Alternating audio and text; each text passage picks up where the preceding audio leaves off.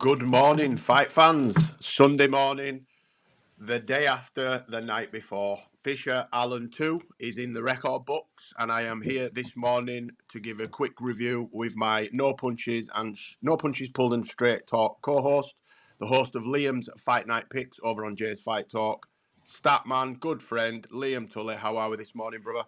I'm good, mate. I mean, what a day for the underdog yesterday. Palace winning the FA Cup. Dave Allen finally getting his hands on a belt, albeit a intercontinental one. Just a good day, mate. You can't ask for much more, can you? No. Do you know what? For me, I mean, obviously, anybody that watches us knows that I'm considerably older than you and our other co-host Sam. Crystal Palace have always, for me, had an affinity with the FA Cup. So when I was younger, they got to the final. I think it was Man United, and when they had like Ian Wright and Mark Bright, and I think they got a replay, came very close. Alan Pardew got them to the final. That when he did that stupid dance when they scored. I think 2016 was that Man United again? Possible. Anyway, look. Yeah, that was United. Rashford's first season. I think Jesse Lingard possibly scored the winner in that game. But look, either or. For me, Crystal Palace have always been a team that I've associated with the FA Cup. And they're one of those teams, I mean, anybody that likes football will probably be able to resonate with this, but there's always teams that you've got no affinity with. For me, anything other than the kit, I've always liked Crystal Palace's kit colours, the red and the blue and the whites. And they've always been a team that I've kept an eye on. They've always had good strikers. They've always been a team that brings in from around the area that they're in. So you always find that locals always get to play for that club. And that's not something that happens anymore with teams selling out of the academy and stuff. So look, we're a fight sports show, but big props to the underdog. Crystal Palace, well done. Embrace it. First trophy ever, I think, in their history other than sort of promotions and championships. That leads us on to last night's boxing. We'll start at the beginning of the card. Obviously, this isn't the beginning of the card, but the beginning of the main card was Hedges versus Qualis. I'll let you take the lead on this, Liam. What did you think of that fight and the overall performance? Yeah, so we just said off camera it was a stoppage, but I just double checked. It was a unanimous decision for Hedges, but he won pretty much every round, mate. We said, didn't we, during the week that Qualis is a good enough level of opponent for where Hedges is at this stage of his career, but you'd expect John to move through the gears and have a pretty easy night, and that's how he looked. He was never really in trouble. I think he was happy to bank the 10 rounds rather than put his foot down and get a stoppage, which is fair enough. I mean, would I have liked to possibly see him maybe look to get Qualis out there? Yes, but going 10 rounds, picking up the English title, what more could you ask for, kind of thing? I mean, it's a British cruiserweights. I think Isaac Chamberlain may be a good path to go down for him, possibly, depending on what Isaac's got left. Yeah, John Hedges, again, in the right direction, and let's see what's to come later in the year. You'd want to see him out at least twice more this year, wouldn't you? Yeah, I mean, look, it was on the big stage. The arena was filling up when he fought. It was a performance that he had to give.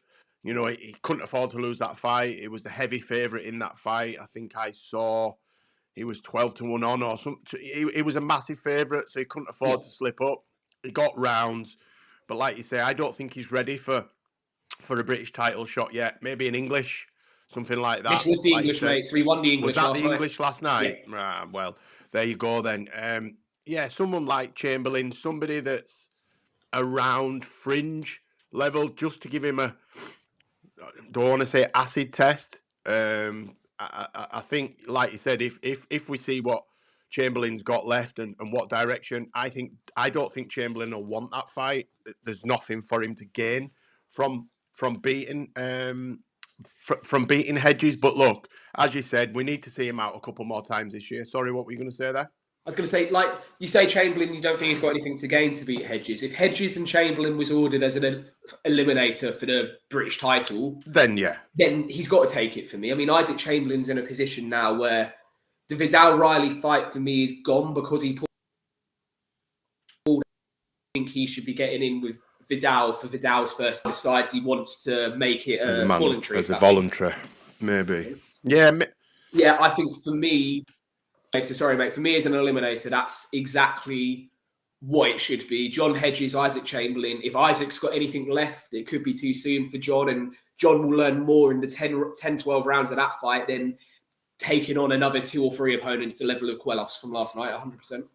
Yeah, no, I can't disagree. I can't disagree. I just meant that, you know, Isaac Chamberlain, I think he'll take the fight if he has to. Like you say, if there's an eliminator on it or something like that. But I don't believe he'll take it just for taking a fight's sake. I think it's too risky for him, and he'll see himself as punching down.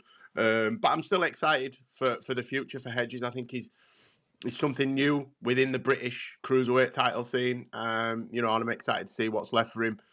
I think, like you say, we need another couple of decent fights out of him this year for him really to put a marker down and establish himself as one of the heads within the division. But look, he did what he had to do. He got the win, and on to the next. Right, I think it was Sains, was it? Sains kicks off to his own broadcast. Yeah, on a I can't say this name. Onyanane. I had him to win by decision, and he did that. He looked laboured for me in that fight. I sort of zoned out halfway through because it was, and Sam would say this if he was here, but it was rinse and repeat from. That's exactly what I was about to say. Yeah. From round one, it was the same. They could have stopped at round one and just awarded him a points decision. It didn't look like it was in any form of trouble within the fight, and I get that you don't want to be in trouble, but he didn't put himself in positions to get into trouble, which would also have given him opportunities to put his opponent on the back foot and maybe get him out of there. It seemed as though he had gears to give, but boxed within himself. I don't know whether you agree on that. Do you think that's a fair assessment? It felt very much safety first, which you don't want to see. Well, isn't the type of style of fight you want to watch. You don't want to watch a fighter go for his 10 rounds safety first, never really putting his foot down. We're going to talk about Kieran Conway in a minute. And look, Conway got a stoppage last night. But what did we say about Conway in the week? That he always boxes safety first. We saw him take a few more risks last night. I was expecting that from Sains. After the 6th round, I thought, right, you've won every round here. You're in control. There's not a lot coming back. Kick on. And he just never kicks on. Look, like you said, mate, if you only saw the first minute of the first round and the last minute of the 10th round of that fight, you wouldn't have noticed any difference because it looked exactly the same for 30 minutes, which is kind of disappointing. But look, it's a Southern Area title. It's the first step on the ladder. What we've just said with Hedges, we want to see him out a few more times this year. We need to see it. He's got the Southern Area defend and move towards an English title at the end of the year. That will be what I do with him. Yeah, I agree. Decent performance. I mean, he got the win. He got the win how I expected him to get the win, but I was a little bit, I wouldn't say disappointed, probably underwhelmed is probably more of a fairer assessment. I believe he's got a lot more to give, and I don't believe we saw the best of him last night. I think we just saw him getting a win, like you said, safety first, making sure he didn't put himself in any imminent danger, but he didn't take the chances and opportunities I could see there. I could see spots for him to maybe change something and make it a little bit more exciting. But look, it's about winning. He got the win. Let's see what's next for him. Right, Conway by decision. I had, and he rammed that straight down my throat. Yeah, what do you reckon to Kieran's stoppage victory? It's really difficult because I was really disappointed with Warburton. I have to be honest. I expected a lot more to come back from Warburton. We said during the week, didn't we, that this is, Warburton's world title fight. If he can pick up a British title, then he's surpassed anything he probably thought he could achieve in his career. And he just... The fact that Tao came in from the corner the way it did tells me that he didn't want to be in there, if that makes sense. I mean, look, Kieran Conway isn't a big puncher. You don't see him land one-punch knockouts very often. I don't think he was on the verge of a one-punch knockout. And the Tao, flipping ring light, and the Tao came in, and it was a strange stoppage. On paper, it looks fantastic. Kieran Conway's picked up the British title with a stoppage victory. But you said to me last night he looked laboured. And I agree, mate. It wasn't flowing, was it? It was very stop-start. It was very 3 punches. Let's move around for 20 seconds. And look, he's British champion, but it wasn't. I'm not impressed, if that makes sense. Nothing I've seen last night makes me think that Kieran Conway can go on towards the European title. So No, and I don't know whether you'll agree with me, but I think he boxed different, knowing that Lidard was on the card and that was the fight that we're talking about next. It was more like, why is he not doing this fight in, fight out? He fought different last night. He was setting his punches up slightly different to how he normally does. He was throwing with a little bit more venom and spite than he normally does. And I'm thinking he's got half an eye over his shoulder thinking, right, Lidard's going to put on a clinic tonight. Lidard's odds on going to put on a performance tonight. I've got to show that I'm... Because a lot of people, probably me included, have not written him off in the Lidard fight, but I think Lidard beats him. yeah, And I think he might have been trying to put on a little bit of a statement last night to say, look, I'm here. You know, it's not as easy as... It's not a foregone conclusion. And he sort of turned heads last night because nobody expected it. But, you know, as you said, I was disappointed in what was in front of him. His opponent looked like he'd just turned up to get paid. Didn't look like he really was trying to win that fight. And I think he sort of played into Conway's hands and sort of, I wouldn't say gave up, but sort of gave him the fight. I don't know if you agree with that statement. The issue I've got with it is everything you just said is right, and I agree with. If the towel didn't come in from the corner, I wasn't sitting there watching it going, Conway's going to get a stoppage, if that makes sense. No, I could me have neither. You know how we said when we previewed it, it could be a tough watch because Kieran Conway could just do the same thing for 12 rounds. Yeah. That's how it was going for me. I think if that towel didn't come in from Warburton's corner, we'd be sitting here this morning talking about a 120, 108 across all judges' scorecards. And yeah, that's where it was heading for me. He got a stoppage, fantastic, but he didn't earn the stoppage. Didn't learn anything from it, did we? We didn't learn anything from it. And I do agree, mate. He boxed differently because George Lidard was on that card. But if anything, he's probably just shown George Lidard more ways to beat him by boxing in that way, if that makes sense. Oh, if he boxes like that against Lidard, I don't see it going past 4 rounds. I think Lidard will knock him out. But segue straight on to Lidard. Lidard Sutton. Clinical, precise, spiteful.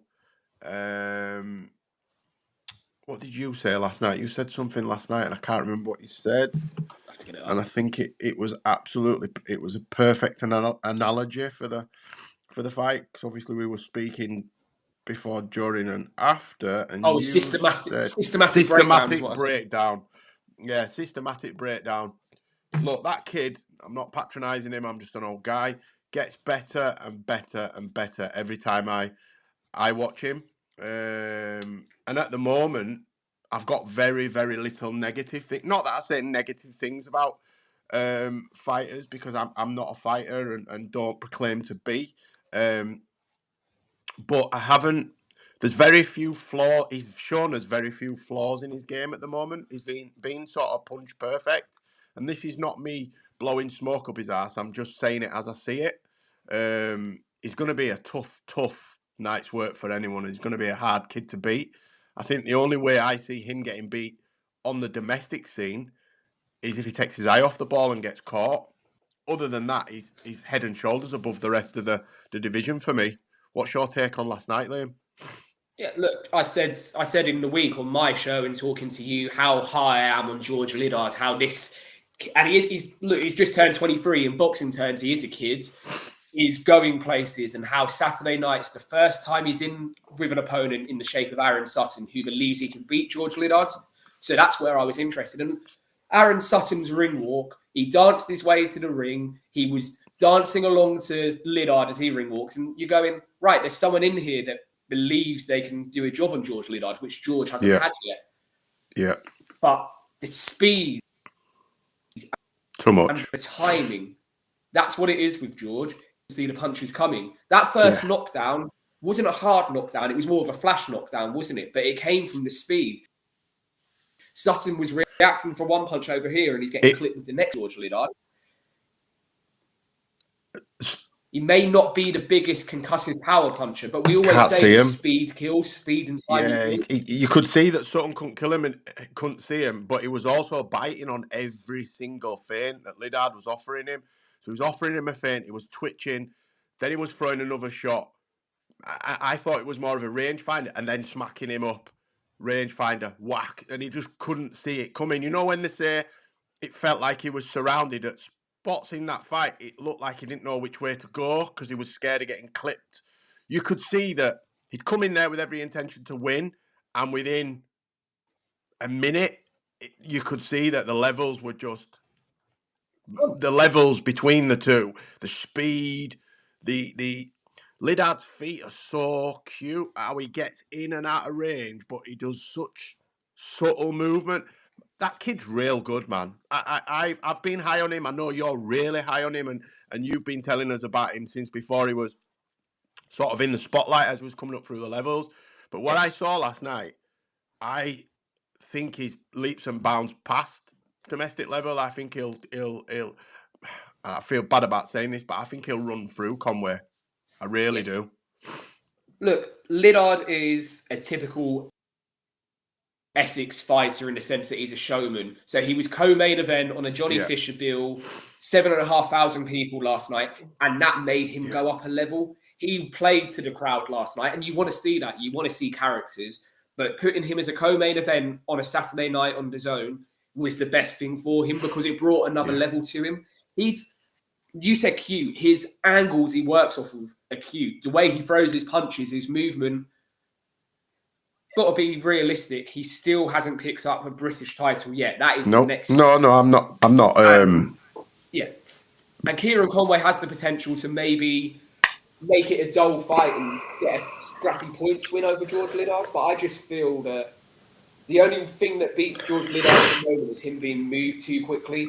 I.e., if he picks up the British title next, we're not talking about him then going on to world honours in the next 24 months. He goes through British. You defend it 3 times. You win that Lord Lonsdale outright. Then we move towards the European.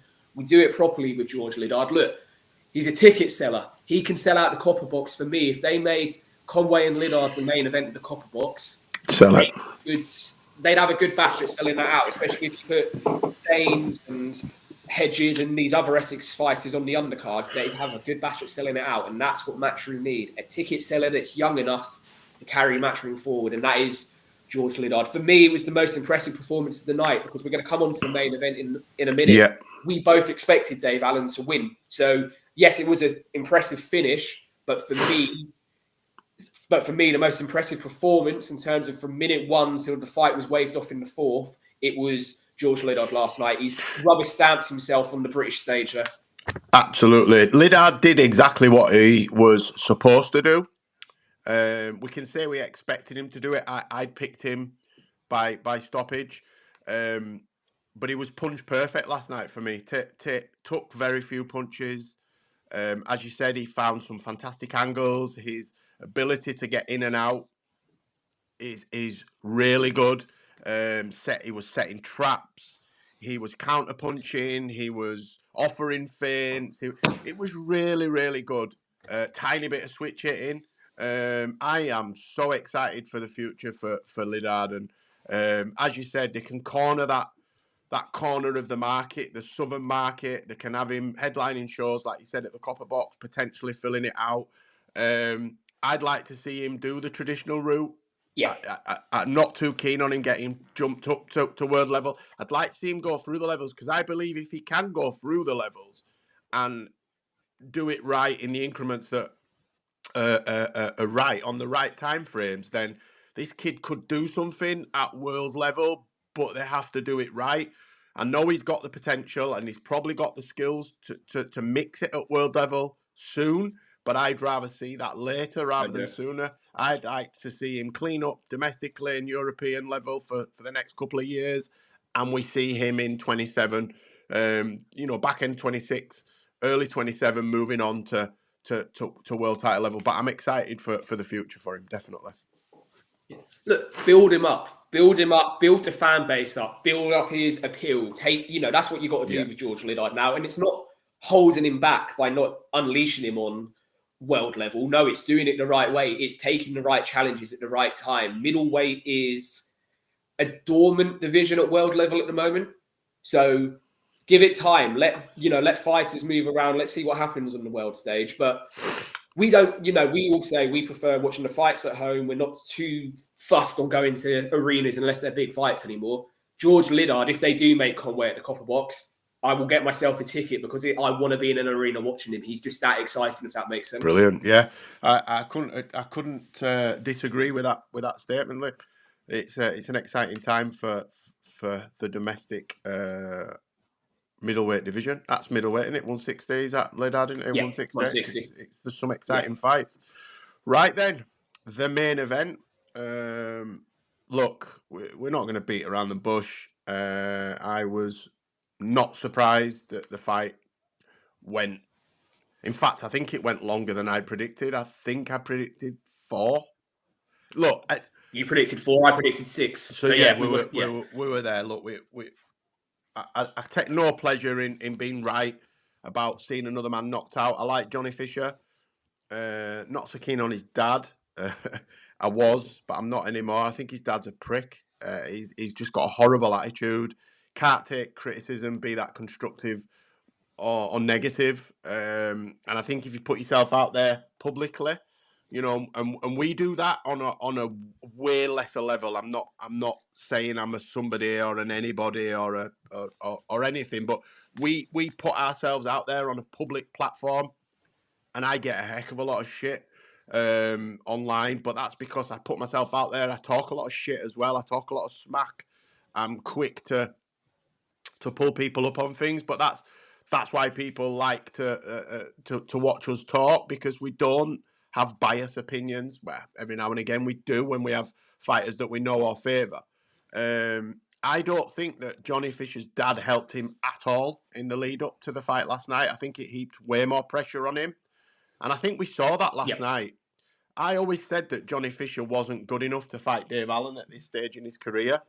And we saw that last night. We saw that. We saw an inexperienced athlete fight a seasoned professional boxer. And, yeah, it went how it should have gone the first time if Dave Allen had turned up. Yeah, look, it's everything you've just said. I agree with. 2 of the nicest guys in boxing. I took no pleasure from seeing Johnny Fisher faceplant in the canvas at the end of round 5. No. And nor did Dave Allen. The fact that he put his hands up straight away, touch a fist with Mark Tibbs, but then there was no celebrations until he saw Johnny was up. And that's how it should be. But I have to admit, and look, we've spoken about the Dave Allen story time and time again, so let's not go over that. I watched Dave Allen ring walk last night, and I went, shit. He looks disinterested. He looks how we've seen him look against Fraser Clark, David Price. He doesn't look up for this. For fuck's sake, Fisher's going to come out and it's going to be the Copper Bosch is going to be the Copper Bosch. That's how I felt. And to be fair, I felt that way for the first couple of rounds because the fight started very similar to how it did in Saudi in December. Dave wasn't throwing a lot. Johnny was catching with jabs and then touches to the body. And it almost looks a carbon copy. So I was worried. I was going, oh, here we go. Right, this is the last time I'm falling for the Dave Allen story. And then, just like in Saudi, he gets Johnny on the ropes. He turns him. He throws a left hand. And as Johnny catches the left hand, he comes over with the right. Exact carbon copy. Clever. Of Saudi. Very clever. And then, I'm not sure if you've seen it, Matchroom put out a video of Jamie Moore talking to Dave in the changing room. And he's telling him, when he goes to catch the left hand, you come over with the right. And that's exactly how he got the first knockdown.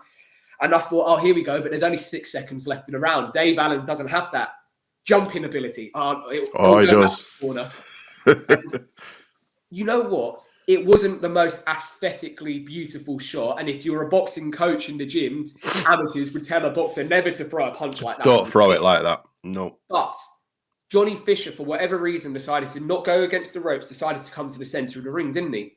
Ego, I think. Allen. Probably. Yeah, I think it was the ego. The arena was going mental.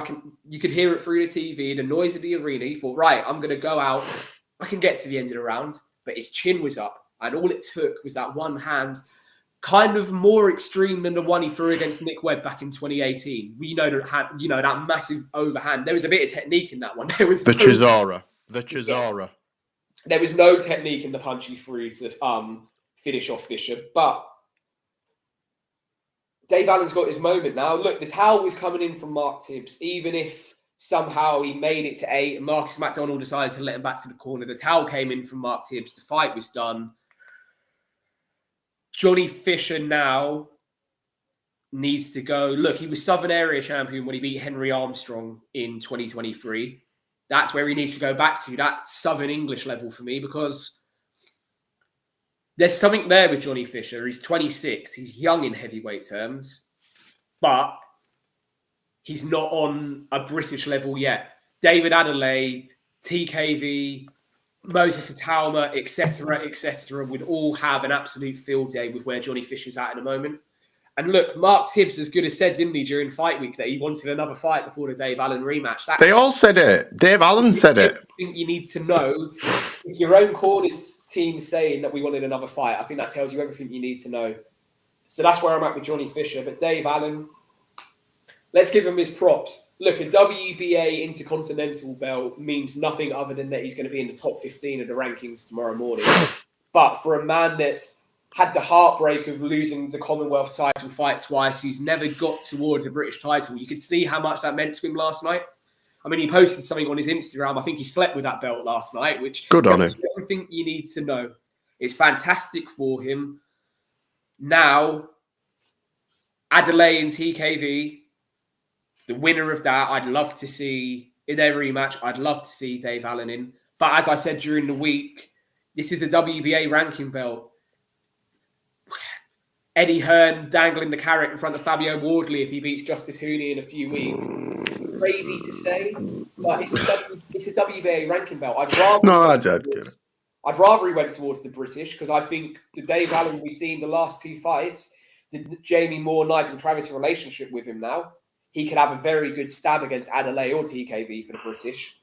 But it's about the most money and the potential for Dave Allen, because he's not a young man. He's 34 years old. He's saying himself he only wants to be doing this for another 18 months, 2 years. So he's got to take the fights that are going to make him the most money rather than maybe make the most sense, if you get what I'm trying to say.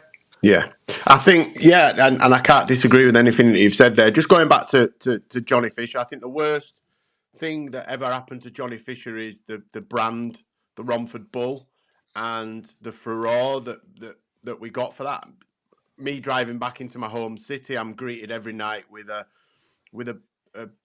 30-foot billboard of his dad advertising clothes for nutritionally challenged fellows, and I think that they sort of got caught up in the hype. And I saw an interview with his dad the other night, and he was on about the Copper Bosch and the Bull Army are going to get behind him, and I think it just heaped a lot of unnecessary pressure on Johnny, and that's why people expected more of him. The level that he's boxing at is 2 or 3 levels above the level of his ability for me.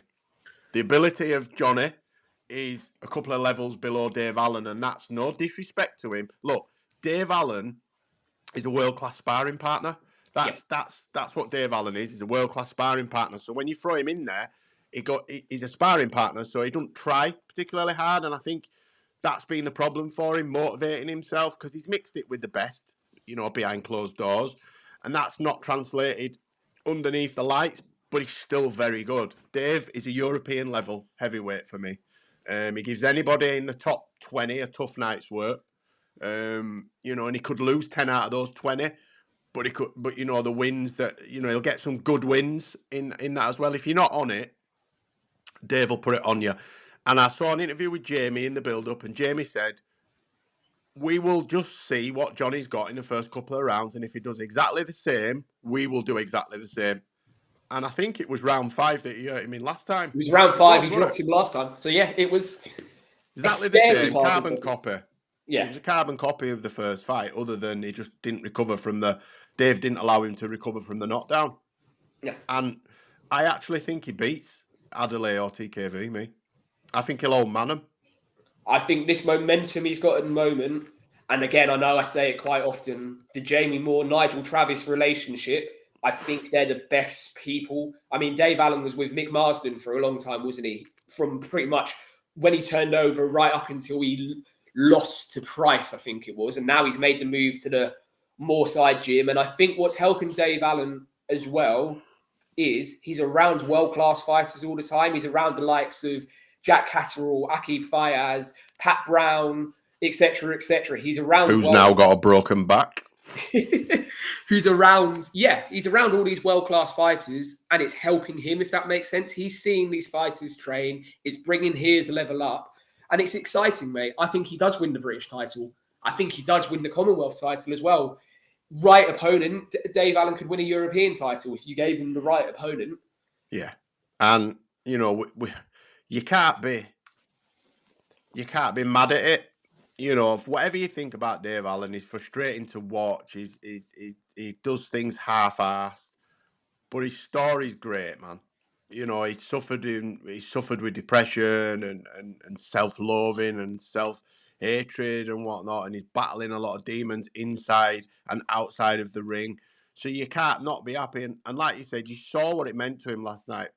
What I not liked, but something that gave me a little bit of pleasure about last night was Eddie Hearn built him up, tossed him aside, and then brought him in as cannon fodder for his next big thing. Yep. And Dave Allen's ripped that script up. You could see Eddie Hearn last night was absolutely sick. He wanted to vomit when Dave Allen stopped him. But they'd all said, you know, this rematch is a disaster waiting to happen. And I think somebody within the team should have spoke to Johnny properly. His dad, who says he cares for his son, which he does, you know. But if his dad knew anything about boxing, the first thing about boxing, right, he would not have let his son take that fight. He needed another fight. Everyone said it, bar Johnny and his dad. And unfortunately, sometimes fighters, athletes in general, need to be saved from themselves. And last night could damage Johnny Fisher's career really, really badly. He may never recover. I know he's come out and his dad's come out and they've said they're all right and they've thanked him. They've done what the pleasantries, what they are supposed to do. But we don't know what that's done to Johnny Fisher inside. Because remember, if he's telling himself he had an off night and then that happens to him, what does that do to him within himself? His ego, his confidence. I think it's a very, very, very damaging loss. We're not going to know the damage until we see Johnny Fisher back in the ring, if that makes sense. We say all the time, don't we? How does a fighter look after the first setback? So let's talk about another heavyweight, Martin Bakole. We all said going into the FA Jagba fight, he's had a training camp. He's going to look better than he did against Parker. Yeah. He looks worse, if anything, after the first few rounds for multiple reasons. Psychological damage, maybe feeling like his persona is starting to slowly shatter. And it's very similar for Johnny Fisher. Look, Johnny's always been very honest in himself and said he knows what his limits are, i.e. he doesn't believe he'll ever become a world champion. And there's no harm in admitting that. However, the damage that's been done with these two Dave Allen fights could completely derail his career. Look, we were sitting talking about him and Moses Atauma fighting, weren't we, this last summer? Wow. Christ, if that happens now... Rest in peace, that guy. He ends up flat on his face again with an oxygen. Within a round. Yeah. Within a round. I think Johnny needs to go right back to basics. He needs to have a... Do you know what? And I know this ain't going to happen. I'd be very surprised if it could even do with getting loaned out to somebody like GBM and doing a smaller fight up north somewhere out of the limelight. Let Johnny rebuild. They're not going to do that because he sells a lot of tickets and you know, the pomp and ceremony. But if they really, really want Johnny to do anything within the game, they need to strip him right off. Any minute now, my missus is coming in from shopping. The house is going to be... So I apologise for the noise you're about to hear. My dogs will go mental. But yeah, I think they need to do a proper rebuild on him, strip him down, right back to basics. He needs to fight a Hungarian bin man that's got 13 wins and 478 losses and 47 draws on a on a small hall show somewhere, maybe even untelevised. Just let him rebuild, let him get his confidence back, let him knock a few tin cans over before we start the proper rebuild, before we put him in again at Southern area, English level. Because if we throw him back in there against someone like, I don't know, let me pick a name, Soldakers. I think Soldakers could beat him. Because what Johnny did and what he showed me last night, that his game, right? His game, he's a tough guy, right? And I think that was to his detriment last night. Yeah. Right? He got up as quick as he could, bounced on his feet. I'm all right. You're not all right. What he needed to do is lay back on the ropes. And I know it's easy for me to say, a guy who's only boxed as an amateur and very poorly. But I've watched enough boxing fights to know a little bit about the sport and been involved in the sport for over 40 years. So I think his tactics were all wrong from the start anyway. But when he got hurt, he didn't just try to see the round out. He tried to fight fire with fire and got old-manned and knocked out. So he needs a proper rebuild. And if they care about him, then they'll do that. I don't want to see Johnny Fisher back in the ring for at least 6 months. And when we do see him back in the ring, I want to see it against somebody that we know he can beat. Yeah, mate, I agree. It needs to be stripped right back now with Johnny. What he needs next is to be on an undercard. He doesn't need to be carrying doesn't need to be carrying the copper box or carrying anything. He needs the 6 rounds on an undercard against someone that was collecting your dustbins last week, or they're going to get in the ring on a Saturday night.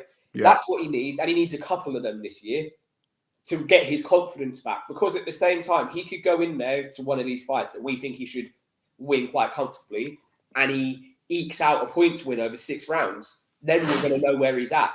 I think if they are going to go a domestic route, someone like Michael Webster, who Sol Dacres had 2 fights with limited heavyweight, but a Johnny Fisher level heavyweight at this time would be right. You could get that for the English. If you get what I mean. The English title is vacant at the moment. You could get that for the English title. I think that would be if they wanted to stay domestic. But the reality is, look, we know Eddie Hearn can do it. Look at the last 2 opponents he's given Justice Hooney. Get either of those 2, Rabati or Pontanga. Get either of those 2 to come over. Show them a buffet cart like he done. Literally have his way, but he needs to go down on an undercard if he wants to come back. Look, Matchroom have just announced the Catterall and Harlem Eubank fight. Stick him on that. The faithful Bull Army, not the ones that have attached themselves recently, the proper faithful ones that have stuck with him from the start will travel to Manchester, put him on before the bell or first on the main broadcast and get his confidence back. Johnny has carried too much in recent months. He needs, like Mr. Neutral's saying here, he needs... Good afternoon. Like a factory reset. He needs a complete factory reset and rebuild. And Eddie does love a rebuild. It's just, you've got to hope Eddie sticks with him. He should do, because of the brand that the Romford Bulls become. He should stick with him, but it's also sticking with him and allowing him to rebuild, not just putting him into more fights like this and watching him get beat again and again. No, I agree. It needs a rebuild. How long until we see fake humility and his dad offers an olive branch to Gareth A. Davis and we see his dad interviewed by the GAD? How long? I reckon less than 2 weeks. Tomorrow morning on TalkSport, mate. Yeah, I think his dad's going to do the old, we'll see it. I think we'll see it. But look, I've got nothing else left to speak about. Are we done for last night? Anything you want to throw in there? Any other business, Liam, before we call it a day? Just the Catterall and Eubank face-off. Look, it's a face-off in a ring. Neither of them are in training camp. Why would you make Jack travel from Manchester to London for a fight that's in Manchester for a face-off? He's there because he's with team. No, I get that, but it just made no sense. It didn't make any sense. But I like the fact that Matchroom like to announce fights on a fight night now. It sort of generates a bit more hype about it. Harlem's up for it. That's all you can say. Harlem's up. I'm picking him in that fight. There's no reward. It's high risk, low reward for Jack, because if wins, Jack Catterall loses that fight, mate, he's in bang trouble. Jack trouble. Genuinely could retire if he loses that fight. because there's only the Josh Taylor rematch, and that's all dependent on what happens this weekend. So yeah, I'm intrigued by that fight. It's a big risk, no reward for Cattrall. If he wins, he's supposed to win. If he loses, wow. But there's something about Eubank for me. I think we should have seen Harlem fight Connor. They're a similar weight division. But I always dismissed Harlem as just another Eubank, like the Furies, just another one jumping on the bandwagon. I've seen exponential improvement fight upon fight. Like you said, it was either today or yesterday about the McKenna fight. That has aged very, very well. Tyron McKenna is a very good fighter. There's something in me that thinks Eubank's going to cause the upset. Yeah, look, that Harlem performance against McKenna, we were quick to dismiss because we had one eye on it whilst watching Tasha and Lauren Price that night. So we'll be honest, it didn't have our full attention. But actually watching it back in the aftermath, you can't not be impressed. Because yes, Tyrone McKenna's lost before, but he's never been dropped 5 times. He's sort of been bouncing off the canvas. I think Harlem could be on the right path. Look, it's his coming out party. He's been not hidden on Channel 5 with Wasserman, but he's not not as many eyes. This is his big show. This is his time. But look, it's a big week, mate. We've got Josh Taylor. We've got the GBM card at Doncaster. We've looking forward to it, Reese Mould, etc., etc. It's a big week, mate. You will see us pretty much every day. Me, Liam. We've got No Punches Pulled this week. Sam's back. We've got Liam's Fight Night picks. I will be doing reviews, previews, predictions. No doubt me and Liam will be doing straight talk as well this week. It's back this week. I had other issues. Oh, I need to ask a favour from anybody that's watching. Can we all like, comment, share and subscribe, please? I can't believe I'm going to say this, but I want to get on Misfits Boxing. Modine, you fat get. I am 50 years old. I will punch a hole in your head. The state of some of the guys on there, why can't I get on there? 50-year-old, I'm 15-ish stone. They're paying Muppets to do 5 1-minute rounds. I think it's a farce. But look, if I can get paid to smash someone's head in, then I need more followers, guys. So like, comment, share, and subscribe. Let's get Jay's Fight Talk on Misfits. Let's get Jay on No punches pulled, kid. I'm joking, by the way. Well, I'm not. If the money's right, mate. Come on. If the money's right, I'm in there. But look, thanks for joining us, everybody, on a Sunday morning, / afternoon. Liam, as always, it's been an absolute pleasure, my brother. Thanks for chopping it up with me over the last 40 odd minutes. As I say, you can catch Liam's show, Liam's Fight Night Picks, over on Jay's Fight Talk YouTube channel. We'll be back on Tuesday for No Punches Pulled over on SW Fight Hub's YouTube channel and X and Twitch. Get following Liam_Tully9 on all socials. Myself, Jay's Fight Talk, signing out. Thank you very much.